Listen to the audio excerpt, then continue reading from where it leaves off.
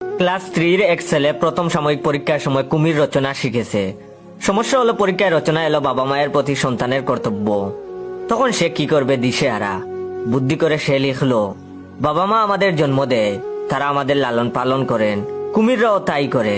জেনে রাখা ভালো যে কুমির একটা সরীসৃপ প্রাণী, এটি জলে বসবাস করে।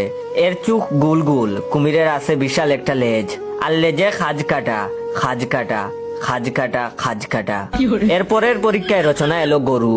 সে লিখলো, গরু গৃহপালিত পশু, গরু আমাদের দুধ দেয়।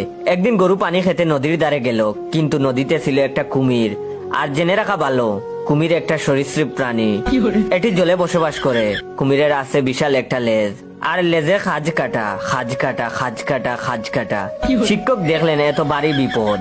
শেষে তিনি অনেক ভেবে চিন্তে রচনার বিষয় ঠিক করলেন, পলাশির যুদ্ধ। শিক্ষক মনে মনে ভাবলেন, লেখ বেটা, এইবার দেখি কি করে তুই কুমিরের রচনা লিখিস। তখন ছাত্র লিখলো, 1857 সালে পলাশির প্রান্তরে ইংরেজ এবং বাংলার শেষ স্বাধীন নবাব সিরাজউদ্দৌলার মধ্যে যুদ্ধ সংগঠিত হয়েছিল।